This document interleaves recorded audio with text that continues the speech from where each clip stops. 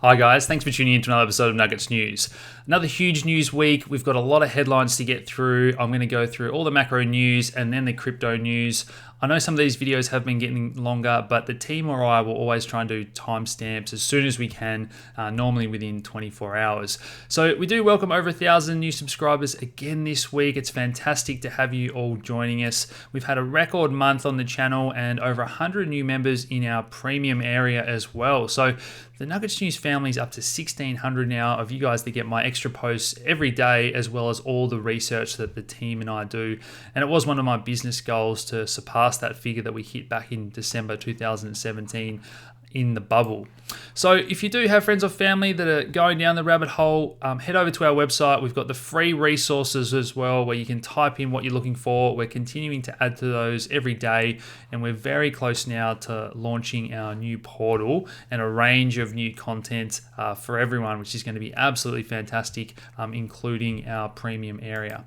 Now, just quickly, I want to mention something a bit special, particularly for those of us in the community. It's been a year since our friend Josh did pass away. In memory of him, every month we've been doing a Member of the Month for the best contributor or someone that helps another member or the best post. So congrats to Ben who won that this month. We're also donating to charity every month, but thinking of those that were closer to Josh than I was, and I think we all loved the way that Josh went about things. And it is very sad, and I can't believe it's been a year since Josh has passed away. Okay, so let's get into the news. I just want to start off by mentioning FTX. You guys know that there was a reason I got behind this exchange early on, because I thought that they were going to come out with these innovative products. And just this week, they came out with the Hashrate index. Now, this is very important for a few reasons I'm going to get to in the crypto section, but this is the exchange where I'm doing all my trading at the moment. Very easy to link your Aussie dollar bank account. I've actually added oil. I know heaps of you want to trade that at the moment, as well as all your favorite coins and the indexes. And we're going to talk about how altcoins look to be setting up for some moves. We've got that link in the description below to get you guys a discount on fees. Okay, so let's get into the local news, where in Australia we had a tick up in unemployment of 1%, 600,000 jobs lost. That number could have been a lot worse if it wasn't for that JobKeeper program that is masking things a little bit. And the participation rate probably gives us a better idea. And we can see that that dropped over 2%. So we know that the numbers are skewed a little bit because of this program. But even so, some people are saying that this has backfired and it's keeping some businesses alive that shouldn't be. So the US has had this real issue with zombie companies that aren't profitable, that should be allowed to fail and start back up under new management, or someone finds a new job in a different industry. But either way, our leaders are talking about ending this sooner rather than later. People now are starting to say, well, how are we going to pay for all this? At the same time, we do need to support those who have basically been put out of work by these measures that the government put in place. So the RBA, our central bank, stepped in and started printing money. They only really did this to a large degree for a month or so, but they already own 7% of the Australian government bond market. Now in Japan, it got to the point where their central bank owned all the government bonds. So, then what do? You've basically bought everything, and that's when they started buying stocks and other things. That's what we're probably going to see in more and more countries going forward. Either way, an interesting statistic from Australia there.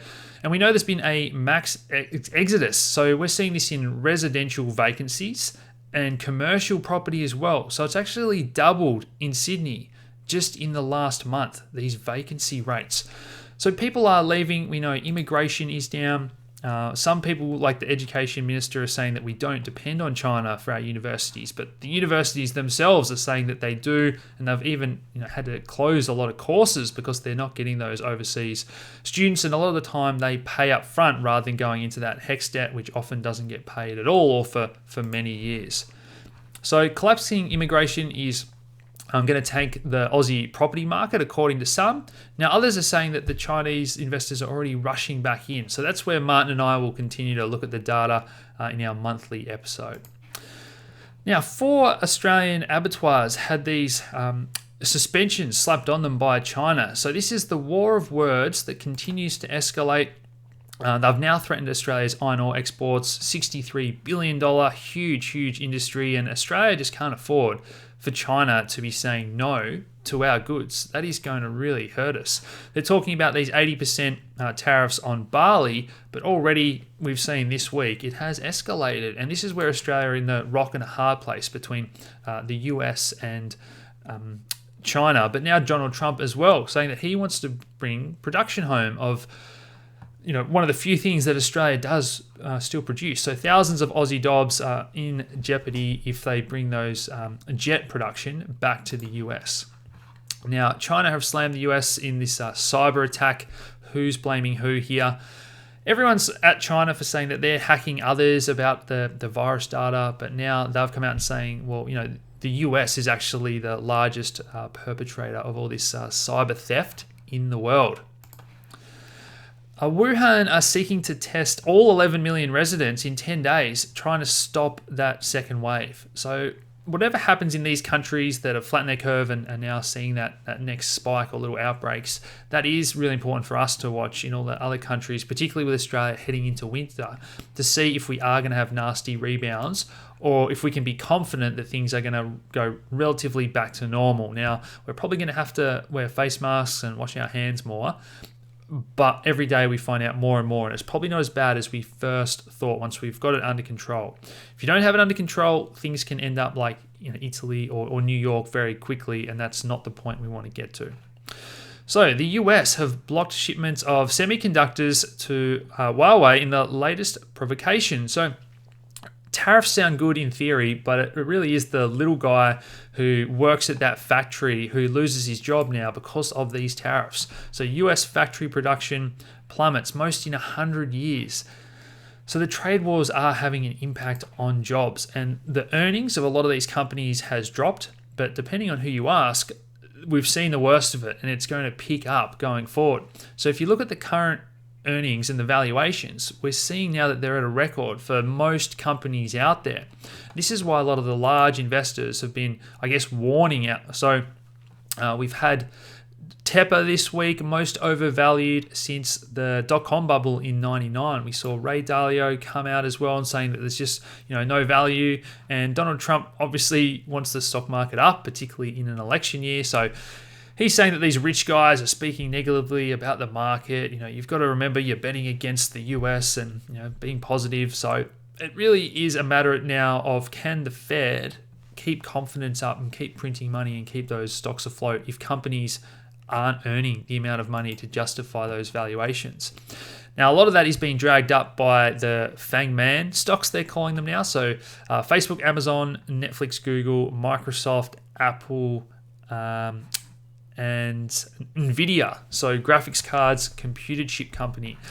They make up a record large portion compared to all the other stocks out there that are really struggling. So the digital world, people at home on the couch, they are living online at the moment. Despite that, people are still ignoring the fundamentals. So iPhone sales have crashed 77% in April, hammered by these COVID lockdowns, and yet Apple stock still performing relatively well. So the Justice Department here, they're talking about these antitrust lawsuits against Google. Remember, before all this happened, big tech was really in the crosshairs of the US regulators, and this is still happening.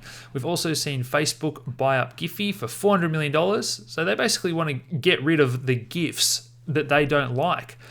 It really just is the absorption and just buying everything that they want, getting more and more power, monopoly over their industries.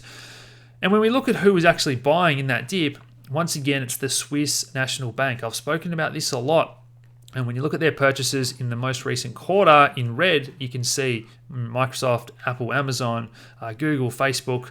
It's those companies that they're printing money out of thin air to buy up more stocks. So when we look at where the job losses were, the highest percentages were in these small and medium-sized US companies. And this has actually been one of the sharpest drops we've ever seen in terms of retail sales, cars, clothing. Quarter of American restaurants probably won't reopen, according to this Open Table study. Time is running out. Small businesses and households, a lot of them are saying that they can't survive a couple of weeks. 40% here saying within a month they'd normally run out of cash. So this is just the situation that businesses are in, and a lot of them aren't going out there to get more loans. So fewer than 1 in 5 businesses could actually hold out for 3 months is the latest statistic. They're just not going to the bank and taking advantage of the stimulus that the government have given to the banks for them to offer to the businesses. What's the point of going into more debt? A lot of them are saying. So when we look at the steepness of these job losses, it really just does blow everything else away. And that's only 14%, the number that they're using. When we look at the shadow stats numbers by John Williams and the underemployment, we can see that it's possibly up around even 35% by their measures. And obviously more and more people want more hours and a job if they can get one, compared to these official statistics that say, well, if you're not looking for work, you're not even counted as unemployed. The airlines are hurting. They only need 3,000 staff of their 25,000. According to this article, we've got Warren Buffett coming out and talking about bank stocks after he really hurt the airlines. He's actually saying that he's selling his Goldman stake and trimming his JPMorgan holdings. So JPMorgan have been struggling just in the last 2 months, gone from $140 down to around $80. And that's because the banks are the ones that hold a lot of these loans to the businesses. And when we see unemployment tick up, this is a leading indicator for mortgages that are past due. They are going to spike up. And then we've got the businesses as well and their loans. So we're going to see bankruptcies spike up. This is really tightly correlated stuff that the Fed, they know this is on the horizon. That's why they're acting so aggressively. Maybe this is going to shake things up. CEO bonuses are now 300, 500 to 1 compared to the average worker. I tweeted this out during the week, but when you actually take into account inflation, the average worker has only had their wage go up 12% in 40 years, whereas CEOs are up 940%, even with that inflation taken into account. So the next big short, if you've seen the movie, is this commercial real estate that I keep talking about. And a lot of these are the mortgage-backed securities that are bundled up and then sold to other speculators that are looking for yield. And when we look at the amount of store closures, these bonds are already starting to sell off and be downgraded. It's all really playing out. And this is why the Fed are now having to dip their toes and buy in that sector. Now, sure enough, just like in the movies, the credit ratings agencies are back under the spotlight, because when everything's going good, they're getting their bonuses. You know, they just wear out that A stamp and say that everything is fine, everything's got a good rating. And now that things are starting to fail, this is the most re-ratings they've ever done. They're scrambling to re-rate things and say, well, maybe that was a B, maybe that was a double B, because they're just saying that everything is fine when actually it's not. Now, a lot of companies are calling the top, so this is a good sign when companies are trying to sell stock to people, when we've had this bounce, that they're trying to get a good price for their shares. And at the same time, we see a lot of retail investors actually coming into the market. So this is the net issuance of high-grade US bonds in April, and it absolutely surged here. So no one wanted to borrow these when everything was going down. There was the fear. But now that we've had the Fed come out and say that they're going to buy a lot of this stuff, just like companies were issuing stock, record amount of bonds being issued again to the tune of $120 billion just in April. So the oil sector, I've spoken about this in a lot of depth in our whiteboard video, but the rig count for all those shale oil companies is now at 11-year lows, and there's a huge risk of all these defaults on the horizon because they're making less money, the oil price is lower. You guys know the pieces of that puzzle. So there's been a stealth bailout of all these oil companies behind the scenes because of how much the money the banks lend them. And go back and rewatch that whiteboard video if you haven't already. So this is Modern Alchemy, how Wall Street converts a portfolio of 96% junk loans, those CLOs, into 87% investment grade bonds. So slice and dice, mix them together. You say that they're not correlated.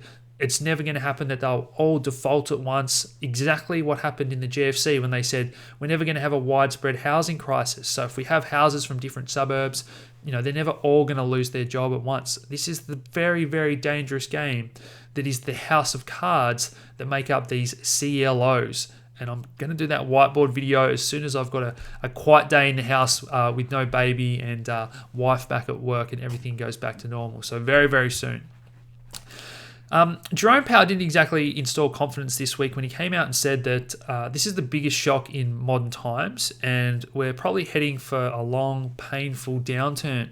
You very rarely hear them say stuff like this. It's always, it's going to get better next year. Our growth will pick up. So the Fed have come out and actually bought $300 million of those junk ETFs in 2 days. So that is the LQD and the HYG, so high yield. And these are ETFs that you can trade. I've been talking about these. And when we look at things like the TLT, the US Treasury bonds, those non-corporate bond ETFs didn't actually see a similar jump. So it's very evident that the Fed let the market know. They said, we are going to be buying next week. And then when we actually look at the chart, they had a tick up for the next couple of days after the Fed bought those hundreds of millions of dollars. So it's insane that this is happening. They're actually telling staff at BlackRock who are buying their own ETFs that you're allowed to insider trade after 2 weeks. So you've got 14-day cooling off period, and then you're allowed to mirror what we're doing or use the information that you know to trade. Now, actually, during that period, you can still give general market advice to your clients. So I come in and say, what were the Fed buying today? You say, well, I can't tell you specifically, but I'd recommend the corporate bond ETFs might be a good play or something like that. You guys get the picture. This is absolutely insider trading. Crazy that this is allowed.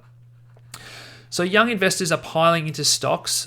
Everyone is telling them that you buy the dip, it's a generational buying opportunity rather than highlighting the risk. And we see that a number of accounts for things like JD, TD Ameritrade, Charles Schwab, E-Trade, a lot of these offer zero fee trading in the US, Robinhood, and the number of accounts has taken off. But it's things that worry me, like the percent of USO, the oil ETF. And I've been educating you guys about don't hold those sort of products. They are not for long term. The way that they work is going to decay. And investors that don't know this, that just see, oh, that's an oil ETF. They don't know how these things work. They get burnt time and time again. So the total accounts there just spiking up, and the percent that they hold of some of these top stocks is really worrying. I don't think this ends well, and it's very similar to what we see before we had the first downturn when we hit record highs. So some of these pundits are now saying that Powell's gloomy outlook is actually the reason that a lot of investors are betting on them printing more money or making another move soon. So record high call ratio to puts.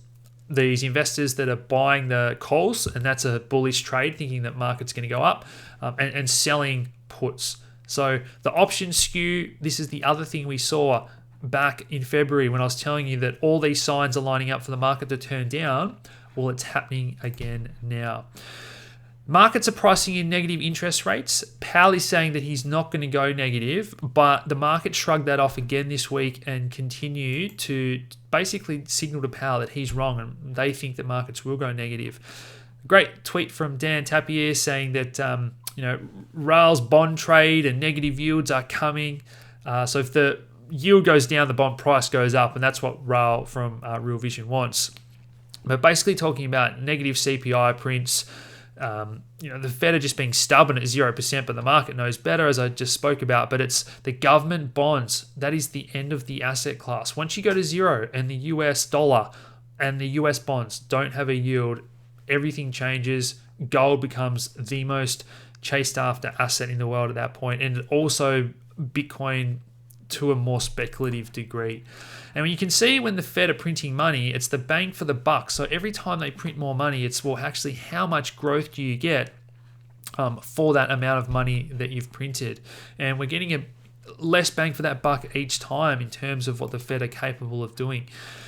When we look at these previous comparisons, I've spoken about this in a lot of videos, the technical analysis, this bounce that we get up to the 61.8%. We've actually had two good short trades that I've been talking about in the group. I'm actually in one of those at the moment. I personally believe that markets are going to roll over soon unless the Fed come out and announce something even bigger again. But for the time being, the market has now got their focus on negative interest rates. That's what they want. And I think they're going to have a tantrum until they get that from Powell. Foreign investors are also dumping treasuries at record amounts. So when they dump those treasuries and sell them, the yields go up, and that is not what the Fed wants. They can't afford high interest rates when they're trying to keep rates at zero, and you get that real rate out of sync there. This is a little sneak preview of the modern monetary theory. So you can see the black line is the amount of bonds that are being issued, the federal deficit, and this is the treasuries that people are trying to sell, the government's trying to sell, but are people buying them? And there's a big gap now for the first time. So this is where you're just running these huge deficits to the tune of trillions of dollars because foreigners aren't buying, pension funds aren't buying. Nobody's going to want these bonds if they see inflation coming and if they think that these bonds are going to have a negative yield going forward. So that's the big gap there. And what do you call that? Is that modern monetary theory where you're just going to spend the money anyway as government? So it's not just the US. We can see this chart. All central banks have really gone aggressive on this stimulus. $6 trillion in a very, very short time, as you guys know. And all for what? They just can't get a bit of a pickup. There's no inflation coming. And that's why markets are or central bankers at least, are welcoming inflation. They're saying that we can print as much as we want. It's never happened before. It's not going to happen this time. And I think that's very dangerous. Now, that's one story, but the other story is these countries where Germany is saying, what you're doing, ECB, is not right.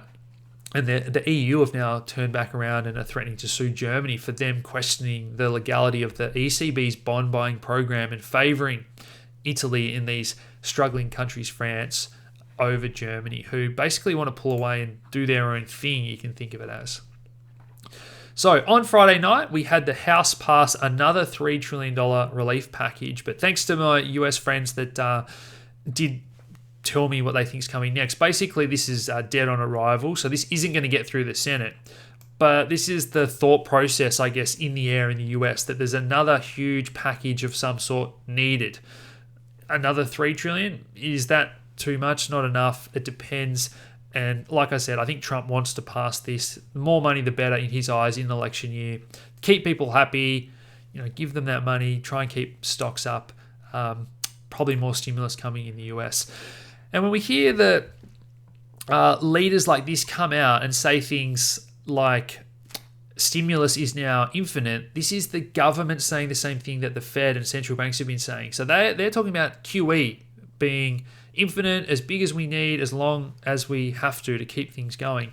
Now government are talking about this as well. Stimulus is infinite. We'll do whatever we have to get things going again. So at the same time, we've got this US dollar shortage. The US dollar shortage would erupt if there's actually this new trade war, which looks like it's going to happen. So if China and the US aren't trading, and then those dollars aren't circulating from China to all their trade partners, the US dollar shortage gets worse. And I'm interviewing Brent Johnson this week about the US dollar milkshake theory, so I just can't wait for that. So all this, put it all together, very good for gold. The M2, the change in money supply, is up 26%, I think, this year in the US. Gold mirrors that, tracks it very closely. Negative rates are good for gold. You guys know the story. The physical demand is huge. So HSBC had to tap the Bank of England for more bars for the GLD ETF for their reserves, because the demand, the money going in, has been so huge. And finally, we've got silver soaring, and the gold to silver ratio plunges to 2-month lows. It's still very high historically, but some of these silver stocks have just been on fire. So this is from the premium report we did for members back in November 2019. And we ran through the percent of some of these stocks that we think are going to do well because they're in these different funds. Now, when we head over to TradingView, we can see that the most held is wheat and precious metals. And from the day we did that report until now, that stock is up over 200%. So well done, guys. I love it when we get our analysts in and the team and we can do this research for you, and it comes out with these real results. So fantastic to see. If you don't want to pick the individual stocks, I think the gold miners, the GDXJ in particular, the index has changed slightly. So it's no longer really just juniors. It's actually more sort of medium-sized gold companies. And this has lagged a little bit. So yes, it's also up 100% in the past 2 months, which is great. You can trade GDX and GDXJ on eToro if you like, and no fees as well if you're not using leverage, which is why I like them. But I think that these guys have actually just broken out of that long-term trend, which I'll just bring up quickly here. GDXJ on that weekly chart, we can see it had that sharp sell-off, and now it's recovered and broken out from that range that it was just stuck under there at 32. So that's fantastic to see. We do have that sign-up bonus still going at the moment. So link down below, guys. You do get $100 of Bitcoin if you sign up to eToro. And if you are a beginner, like we spoke about before, now is not the time. Take advantage of the practice account that they have. Don't go piling into those stocks that I've outlined today that retail traders are going to get burnt in. Finally, I do want to mention this. This is from the Federal Reserve Bank of Chicago, putting out a paper actually talking about this. So it's no longer conspiracy theory. Fiscal and monetary policy in times of large debt, unity is strength. So this has been revised just this month. They're talking about how government and central banks are going to have to print money together, work together. When you hear me say that economists and central bankers have got no idea and they're making this up as they go, it is happening. So all their models, all the tools, it's broken, it's not working. So they've got to try new things. I did that long video during the week about where I see this all heading. I know I have to whip through these headlines quite quickly. So if you want a detailed, explanation of what's going on in my head, watch that off-the-cuff video. And as I said at the start, we do try and timestamp all our videos for you within 24 hours. Guys, if you do want to take control of your own wealth and you want to set up your own super, self-managed super, New Brighton Capital have got a free 20-minute consultation. I know dozens of you guys are super happy with Mike and the team there. So you do get a discount. Members, you guys get a larger discount as well. These guys are one of the best self-managed supers that know how to set you up with crypto. A lot of the others that might be, I think, slightly cheaper, they don't know how to help you and get set up with the crypto, cut other corners. So Mike and the team, really professional service. I can't recommend them highly enough. And let's now get into the crypto news. So Google Authenticator have finally had the update that everyone's wanting. When you switch phones, you can now easily transfer those accounts between devices, because that was very hard if you lost your phone, as you guys know, to replace all those different websites, the setup with Google Authenticator. We've got security as one of our modules. If you are a bit of a beginner, head over there and learn what's important and how to set up your hardware wallets, how to avoid scams, continuing to add to these modules for you every week.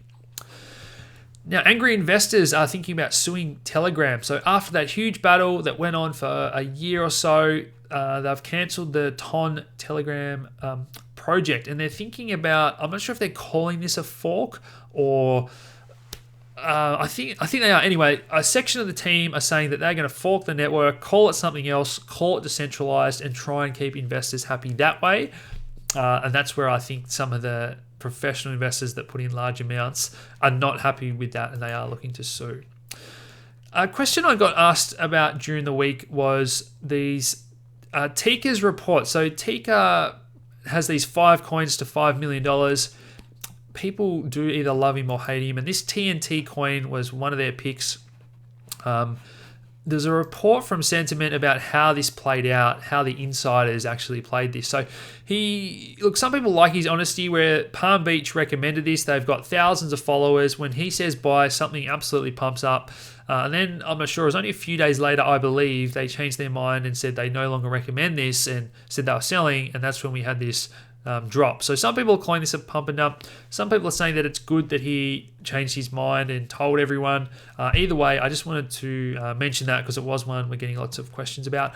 And look, whenever someone does a report recommendation, we say that ourselves. You have to do your own research and be comfortable with what you're buying. You should never follow anyone blindly, and that includes myself. AMD have come out with their marketplace called Robot Cash, and that lets you mine video games. So a decentralized platform. The currency here is called Iron, so an internet digital currency. The world of gaming is just something that blows my mind. I've got an interview coming out with the Engine team this week, which you guys are going to absolutely love. The liquid sidechain on Bitcoin has also been adding in-game assets to Lightnight. Is that a clone of Fortnite? It is. So very cool to see gaming assets now living on blockchains and experimenting with different things, but on a Bitcoin sidechain, that's a bit of a first there. Misa Go had a big pump this week on a Coinbase listing. So it's been a while since we've seen a coin get listed on Coinbase and actually pump 50%. So another interview that I've finally done. I know you guys keep asking me this in the comments. That will also be out very soon with the progress of the Misa Go team. More and more institutions coming to Ethereum and DeFi. Look, I just think that these Ether futures are probably not a good thing in my mind. We know that Bitcoin futures have been getting more volume, but it's real Ether that I want investors getting into. I don't want these futures and these cash settled products coming out. But either way, institutional investors can now trade Ether futures on ErisX for the first time. Nexus Mutual, one of my favorite projects offering smart contract cover. They've done a bit of a write-up here about changing and hardening their infrastructure and where they want to get to going forward. So not just underwriting in the crypto space, but all sorts of capital coordination. A good thread there from Hugh Carp, the CEO, if you want to head over and read that. And they are one of many projects that we've covered in our research reports this year. So some of the best performers have been in these fundamental analysis reports that the team and I do. We were able to pick up Synthetics for you guys last year. It was the best performing coin of the year, up 2,000%. AVE we covered back in February, and that coin is now up around 500% since February. Another one that we've been really positive on was Rocket Pool. So this is one that helps people stake, and I spoke about this. We did the interview for you guys, everything you need to know on how to get ready for Ethereum 2.0. And sure enough, again, this one has been one of the best performers. This one is now up 1,000% since we did that report, from 3 cents, 30 cents to over $3 this week. So look, guys, I do love it. And a big thank you to the team. I'm not really pumping my own calls or anything like that, because it is the team that are doing this hard work and the research in these reports to bring you guys the best projects. And you still have to do your own research, obviously, but we're trying to get the best projects under your nose to help you make those decisions. And watch that interview if you want to know all about staking on Ethereum. Now, another interview I did this week was with Vitalik's dad, Dimitri. This was one of my favorites of all time, and it's only got 6,000 views thus far, but everything from communism in Russia, computer science, psychedelics and how they changed his world, talking about startups. He's got one of the best crypto websites out there, and just the way that he spoke about Vitalik being very confident and less stressed about Ethereum 2.0 launch, that was really exciting to hear him say that. And he also spoke about how Vitalik's changed his views on how much he used to hate the banks, or maybe hate other projects, and now he's come around and you see him a little bit more mellow, saying that he's got some respect for how EOS handles governance, where I guess in the past him and Dan Laramie have had their clashes. Vitalik did have to clarify his remarks. So we've heard June thrown around as the date for ETH 2.0. It's probably going to be a little bit later than that, in July. Definitely Q3 for that multi-client Ethereum 2.0 to be up and going. And I just absolutely can't wait for that. I think investors are going to get excited about ETH in the coming weeks. Traditional stock market valuations and these techniques are now being used in DeFi projects. So some people say you can't do fundamental analysis, and I strongly disagree with that. I've been doing that fundamental analysis since we started the channel. And sure enough, the best researchers out there in the space are now finding that the projects that we've covered and done fundamentals on, I own all these projects bar one. These are the projects that have got profits and earnings ratios, and we can start to think about what their valuations are. And, it just makes me so happy when we're starting to see this space mature and possibly projects act on their merits and fundamentals rather than what exchange they're on and other speculation. Reddit rolled out their community points. They are currently on an Ethereum testnet, but they will be going onto the main public Ethereum blockchain, I believe, at the beginning of next year to incentivize positive behavior. It's all happening on ETH, and you guys know how bullish I am. So popular Bitcoin derivatives are now also on DYDX. This is another DeFi project. built on ETH, where you can actually margin trade from the comfort of your hardware wallet. I've done a tutorial on that if you search DYDX. And into the Bitcoin news now, where the unmasking of Satoshi, I haven't had a chance to watch this in full yet, but a lot of people saying that there's a fairly good evidence that Adam Back is Satoshi. So I might watch that and let me know what you think if you've already checked that out. At the same time, we've had Craig Wright break another promise where he said he was going to break Bitcoin on Monday. He's made these threats in the past, and sure enough, nothing happens. Now, one of the biggest stories this week was JPMorgan, whose share price was down, as we spoke about first half of the video, coming out and now providing banking services for crypto exchanges, Coinbase and Gemini. So this is just a perfect example of people saying Bitcoin's a joke and trying to ignore it and then calling it dead, laughing at it. Jamie calling it a fraud. A year or so later, he's out there trying to launch their own JP coin and saying that that's great. And full circle, here they are, a bank that are struggling to make money. Crypto exchanges are some of the most profitable businesses, and so they are now at the hands and serving the biggest exchanges. I think this is absolutely great. Visa have applied for a patent that allows central banks to mint digital fiat currencies using a blockchain. So I'm not sure if that's a patentable technology, but either way, everyone is getting into this payment space from every angle and every part of the stack. So DBS Bank have joined another global blockchain network trying to digitize trade settlement. I just think the competition is red hot. Metal Pay, another blockchain here, allowing banks and platforms, payment platforms to integrate. So we've got, I know Ripple and XRP, they're trying to get all these banks on board, and this week we've got another Japanese ATM company doing their settlements with Ripple. But I just think that every day that goes past, if you're not the first mover and you're not gaining market share, you're falling behind. There is just so much competition, let alone all these stable coins that have gone from $1 billion to $10 billion market cap this year. So Tether actually surpassed XRP briefly and got up to third. Controversially, I actually think that stable coins could surpass ETH or Bitcoin in market cap because there's just such a huge demand for US dollars. And if you don't understand that US dollar milkshake theory, be sure to watch the interview with Brent Johnson this week. Binance have continued their expansion, so investing in a regulated crypto exchange in Indonesia.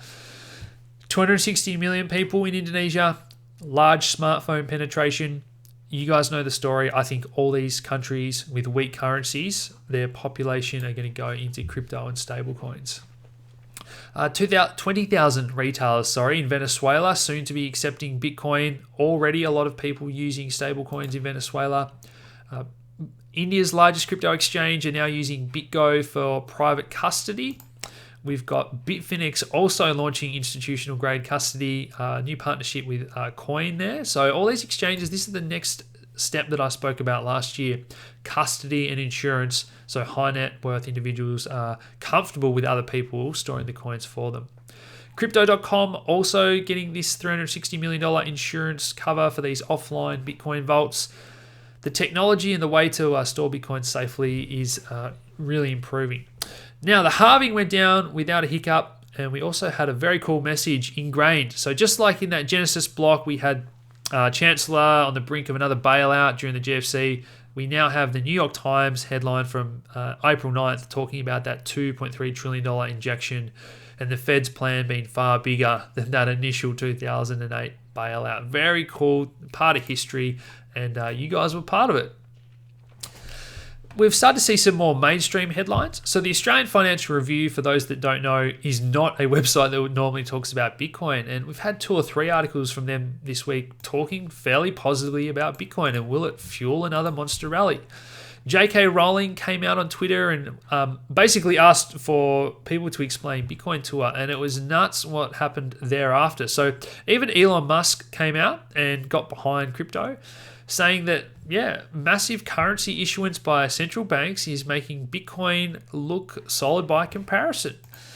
I did my best attempt at trying to explain what Bitcoin is It's actually very hard to do in so few characters, but a lot of people did have a go, but I think everyone scared her off. It was really crazy to watch that unfold. So maybe the crypto community did embarrass themselves to some degree. And I don't think JK Rowling is buying any crypto. And just watch out for the fake accounts. After this happened, everyone changes their profile picture and their name to JK Rowling. And even Coinbase CEO Brian Armstrong actually said, oh, congrats, you bought some Bitcoin. You should consider altcoins. Head over to Coinbase.